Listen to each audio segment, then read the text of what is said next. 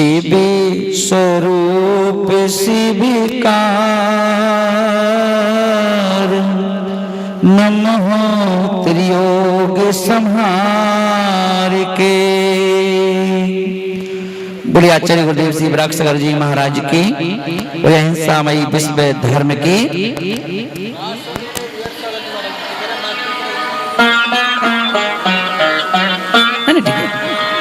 यहाँ पर कल पंडित दौलत राम जी ने जो 7 तत्व होते हैं, उन 7 तत्वों में बंध और संबर, इनकी विपरीत श्रद्धा जब लोगों को होती है तो उससे क्या दुख उत्पन्न होता है, उसकी चर्चा यहाँ पर कल की थी। और आज यहाँ पर निर्जरा और मोक्ष, निर्जरा कहते हैं जो हमारी आत्मा पर लगे हुए जो कर्मों का कर्जा है, जिससे आपको समझ में आ जाए कि कर्जा क्या है। कि जो कर्म हमने क्रोध से, मान से, मायाचारी से और लोभ करके जो हमने कर्म इकट्ठे किए हैं, उन कर्मों की निर्जरा कैसे हो। निर्जरा का मतलब है आत्मा से अलग होना। जैसे कि कोई गंदा कपड़ा है, उस गंदे कपड़े पर जैसे अपन जब घूमने जाते हैं, बाजार में खेलने जाते हैं, तो जैसे शर्ट है, पैंट है, गंदा हो जाता है। और गंदा हो जाता है तो उससे तो हम क्या करते हैं, घर में साबुन लगा करके या निरमा लगा करके उसको, धूल मिट्टी को हम साफ कर देते हैं। मगर जो आत्मा पर धूल मिट्टी लग गई है, कौन सी मिट्टी? क्रोध की, मान की, मायाचारी की, लोभ की, हिंसा, झूठ, चोरी, कुसीर, परिग्रह की। और जैसे कपड़ा में पता नहीं चलता है कि धूल मिट्टी लग गई, जब साबुन लगती है तब पता चलता है कि कितना गंदा पानी निकल रहा है ना। तो गंदगी है शर्ट में, पैंट में, पर बाहर से दिखाई देती है। ऐसे ही आत्मा पर वो 5 पाप और 4 कसाय, राग, देश, मोह, इनकी जो धूल मिट्टी लग जाती है, फिर वो अगर हमने अपने मनुष्य पर्याय में रहते रहते अगर उसको हमने साफ नहीं किया, साफ करते हो तो उसका नाम है निर्जरा, और पूरी साफ हो जाए तो उसका नाम है मोक्ष, है ना। तो उस आत्मा को जब निर्जरा और मोक्ष है, उसके विपरीत जो सिद्धांत है वो क्या है, वो यहाँ पर आचार्य महाराज बता रहे हैं। अपन देखेंगे कि रोके न चाहे निशक्ति खोए, रोके न चाहे निज शक्ति खोए, शिव रूप निराकुलता न जोए। याही प्रतीति जो ते कछु के ज्ञान, सो सुखदायक सो दुखदायक अज्ञान जान, सो दुखदायक अज्ञान जान। अब यहाँ क्या बोल रहे हैं कि मिथ्या दृष्टि जीव। अब मिथ्या दृष्टि जीव कौन है? जिसके पास सम्यक दर्शन नहीं है, जिसके पास सम्यक ज्ञान नहीं है, जिसके पास सम्यक चारित्र नहीं है। होगा जरूर, इसका विपरीत होगा। सम्यक दर्शन है तो ठीक है, नहीं है तो मिथ्या दर्शन है। सम्यक ज्ञान है और सम्यक ज्ञान नहीं है तो मिथ्या ज्ञान है ना। सम्यक चारित्र है और सम्यक चारित्र नहीं है तो मिथ्या चारित्र है। होगा जरूर, या सही होगा या गलत होगा, दो में से एक चीज होगी। तो यहाँ पर मिथ्यात्व है, मिथ्यात्व यानी मिथ्या दर्शन है, मिथ्या ज्ञान है और मिथ्या चारित्र है। ये 3 चीजें हैं तो उसका नाम है मिथ्यात्व। तो उस मिथ्या दृष्टि जीव है, और जिसके पास ये 3 मिथ्यात्व हैं उसको कहते हैं मिथ्या दृष्टि जीव।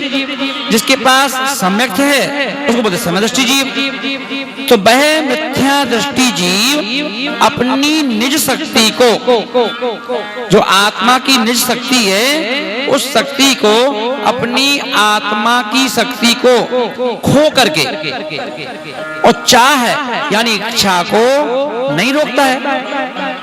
इच्छाओं पे इच्छाएं, इच्छाओं पे इच्छाएं, इच्छाओं पे इच्छाएं चल रही हैं ना।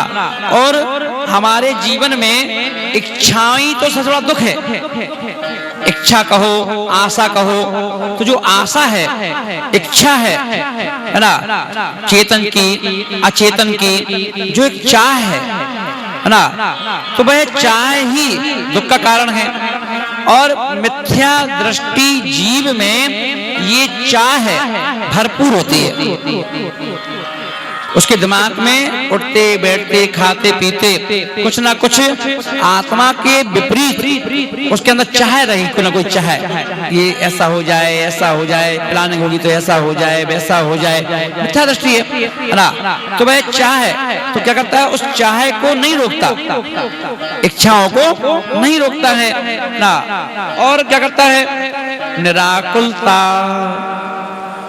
ना, आकुलता के अभाव को नहीं रोकता है। जब देखो आकुल है, व्याकुल है ना, आकुल व्याकुल है तो हार्ट बीट बढ़ जाती है, दाह उत्पन्न हो जाती है, अंदर से बुखार सा उत्पन्न हो जाता है ना। वो बुखार नहीं है, वो क्या है, वो जब कोई व्यक्ति अधिक सोचता है ना, जब कोई व्यक्ति अधिक सोचता है, किसी बात के बारे में दिमाग में प्लानिंग करता है और प्लानिंग करता है और उसको मूर्त रूप देने की कोशिश करता है, तो बुखार आ जाता है ना। या किसी के अंदर काम वासना बढ़ रही हो, काम वासना बढ़ रही हो तो क्या होता है, अंदर से दाह उत्पन्न होती है, तो शरीर गर्म हो जाता है ना। तो शरीर गर्म होने के अलग अलग तरीके हैं और वो सारे के सारे तरीके हमारे मन में जो इच्छाएं हैं उन इच्छाओं पर वो टिका हुआ है। अब किसी को बुखार आ जाए तो वैद्य जी जो होते थे पहले, वैद्य जी नब्ज पकड़ के बोलते थे, क्या सोच रहे हो, क्या टेंशन है, क्या प्लानिंग चल रही है, छोड़ो सब छोड़ो, तो बुखार उतर जाएगा, तो बुखार उतर जाता था है ना। तो यहाँ पर मिथ्या दृष्टि जीव के अंदर क्या है, कोई ना कोई उठा पटक चलती रहती है। तब यहाँ बोले निराकुल आकुलता के अभाव को शिव स्वरूप, जो शिव रूप है, मोक्ष का स्वरूप है ना, जो नहीं मानता है। अरे कौन ने देखा है मोक्ष, कौन जाएगा मोक्ष, भैया सब कुछ यहीं पर है, यहीं स्वर्ग है, यहीं नरक है, यहीं मोक्ष है। छोड़ो सब चक्कर में, कहा फालतू में बातें पड़ गए। महाराज तो कहते ही रहते हैं, इनको काम का है, महाराज को काम का है, मुझे रहते हैं ना, इनकी मत सुनो, अपना काम करो, तो ऐसा बोल देंगे।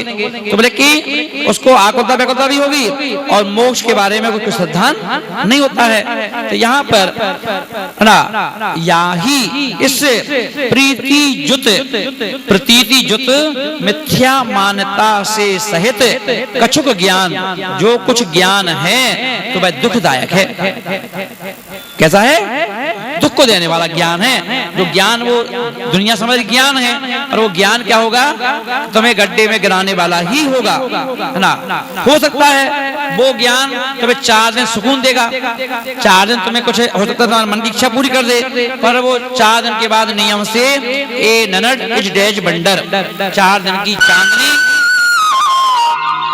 और फिर अंधेरी रात। तो यहाँ पर आचार्य महाराज दुखदायक कष्ट देने वाला है और अज्ञान है, अघृत मिथ्यात्व ज्ञान है, मिथ्या ज्ञान है, तो ऐसा समझना चाहिए। अब यहाँ पर आचार्य महाराज बतला रहे हैं कि देखिए, निर्जना में भूल, आत्मा में आंशिक शुद्धि की बुद्धि, आंशिक शुद्धि की जो वृद्धि है ना, उस तथा अशुद्धि की हानि होना, उसे संवर पूर्वक निर्जरा कहा जाता है। अशुद्धि की क्या होना चाहिए, हानि होना चाहिए, और विशुद्धि की वृद्धि होना चाहिए है ना। तो जैसे जैसे हमारे मन में विशुद्धि परिणाम आएंगे, वैसे वैसे संवर होना चालू हो जाएगा है ना। और उसको क्या कहते हैं, निर्जरा कहते हैं। वह निश्चय सम्यक दर्शन पूर्वक ही हो सकती है। तो ज्ञानानंद स्वरूप में विस्तर होने से शुभ अशुभ इच्छाओं का निरोध होता है। जब अपनी आत्मा में लीन होते हैं ना, तो उससे क्या होता है, जो शुभ और शुभ दोनों परिणाम हमारे क्या होते हैं, निरोध होता है, उनका दब जाते हैं। वह तप है, और तप 2 प्रकार का है, बाल तप और सम्यक तप। तो अज्ञान दशा में जो तप किया जाता है वो बाल तप है, उससे कभी सच्ची निर्जरा नहीं होती है ना। किंतु आत्म स्वरूप में सम्यक प्रकार से स्थिरता के अनुसार जितना शुभ अशुभ इच्छा का अभाव होता है, इच्छा ऐसी नहीं कि शुभ भी हो, शुभ इच्छा भी और इच्छाओं का ना ही होना, ना अच्छी होना ना बुरी होना, दोनों नहीं होना चाहिए, ऐसा का अगर अभाव है वह सच्ची निर्जरा है। जहां ना शुभ हो ना अशुभ हो तो सम्यक तप है वो। किंतु मिथ्या दृष्टि जीव तो ऐसा नहीं मानता, अपनी अनंत ज्ञान आदि शक्ति को भूल करके पर के आश्रय में सुख मानता है। दूसरे के उसमें यह सुख मानो ना, सम्य दृष्टि जीव तो अपने जो तीर्थंकर भगवान हैं इनमें भी सुख नहीं मांगता है, सिर्फ इनको प्रेरणा मानता है कि ये भगवान बन चुके हैं और मुझे भगवान बनना है। तो भगवान को देख के कहता है कि ये नहीं कहता कि भगवान मोक्ष दे दो, कि भगवान पैसा दे दो, भगवान मकान दे दो, फिर क्या मांगता है भगवान से? भगवान से ये नहीं कहता है, भगवान से कहता है भगवान हमें शक्ति दे दो। और शक्ति क्या दे दो? शक्ति दो कि मैं अपनी आत्मा की शक्ति को पहचान सकूं और हम अपनी ही शक्ति से, आपकी शक्ति से नहीं, मैं अपनी ही शक्ति से अपनी अज्ञानता के टुकड़े कर दूं, मैं अपनी ही आत्मा की शक्ति से अपने अंदर जो बैठा हुआ मिथ्यात्व है ना, तो सम्यक्त का धनुष बाण चला करके उसे टुकड़े कर दूं, किसके? मिथ्यात्व के, है ना।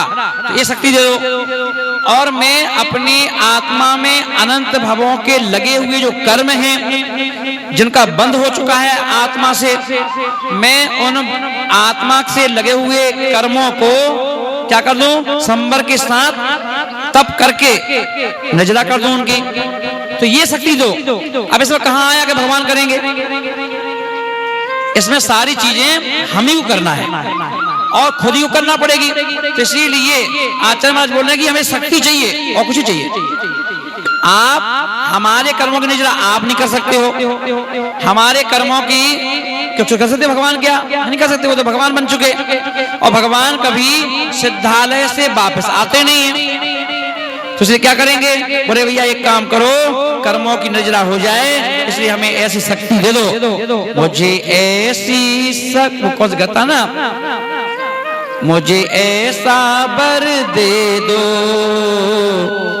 गुणगान करूं तेरा, आदि आदि ऐसे। तो इसलिए यहाँ पर आचार्य महाराज यही बतला रहे हैं कि क्या करना है? मिथ्या दृष्टि वैसा नहीं मानता, अपनी अनंत ज्ञान आदि शक्ति को भूल करके पर के आश्रय में सुख मानता है, शुभाशुभ इच्छा और 5 इंद्रियों के विषयों की चाह को नहीं रोकता है। इसलिए यही तत्व के विपरीत श्रद्धा होती है। इसलिए हमें ऐसी श्रद्धा से बचना चाहिए जिससे हमारी आत्मा का कल्याण हो। बोलो भगवान महावीर स्वामी की।